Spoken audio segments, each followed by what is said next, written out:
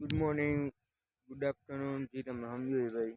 અને બપોરના 10 વાગી ગયા અને આપણે ગામડે આવી ગયા, માસીના ઘરે આવી ગયા ભાઈ. અને અહીંયા મોજ જ છે કે આ માસીનું ઘર હે, જૂનું જ ઘર હે બરોબર. અને પાછળ આવી રીતે ગાર્ડન હે પૂરું. આ કેળા હે, બદામ હે, આ જાંબુ ભાઈ. એને જે ગામડામાં રહેતા હોય છે ને ભાઈ એને ખબર હશે બરોબર. બાકી તો અમે મોજ જ છે, જ્યાં શેરડી વાવી છે. હા,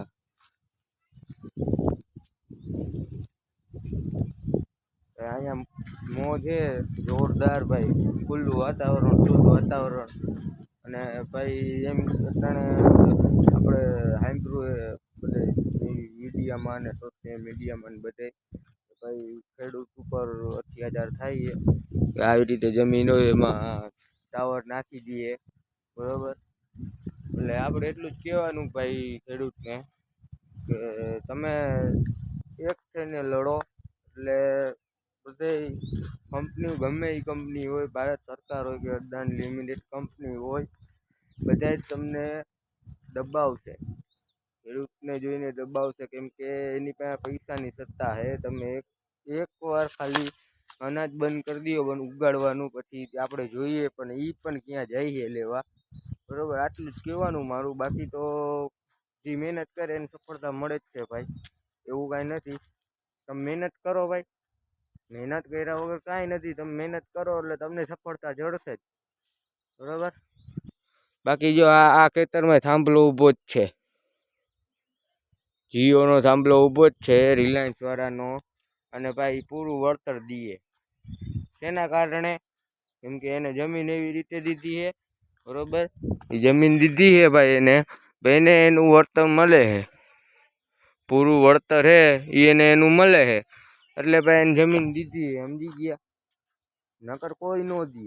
આ આખી જમીન હે બરોબર, એ ભાઈ તો દીધી છે બરોબર. બાકી ભાઈ જો એમને તમે લેરડા રાખશો તો એનો કઈ ઉપાય નથી. બધા એક થઈ જાઓ, જેટલાના ખેતરમાં સાંભળાય બધા એક થઈ જાઓ, બધા ખેડૂતને એક કરો બરોબર ભાઈ. એટલે કાંઈ વાંધો નહીં આવે, પણ લડી શકશો તમે એટલું આપણું કહેવાનું છે. અને આપણે સપોર્ટમાં આવી ભાઈ ખેડૂતોના ફૂલ. એટલે વિડીયો જોતા હોય તો લાઈક કરી નાખજો, શેર કરી નાખજો બરોબર. આપણે તમને દેખાડી દીધું હતું.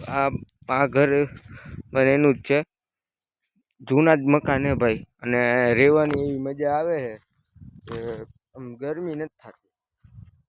અને આપણે જામનગરમાં બહુ ગરમી થાય, બહુ અતિશય ગરમી થાય ભાઈ જામનગરમાં. આપણે જુનાગઢ એરિયામાં આવી, જુનાગઢના વિસ્તારમાં આવી બરોબર. આપણે જાહી ગિરનાર તો દેખાડતી તમને ભાઈ, વિડીયોમાં રહેજો એટલે દેખાડી દે બરોબર. બાકી તો આમ વ્યૂ ચેક કરો.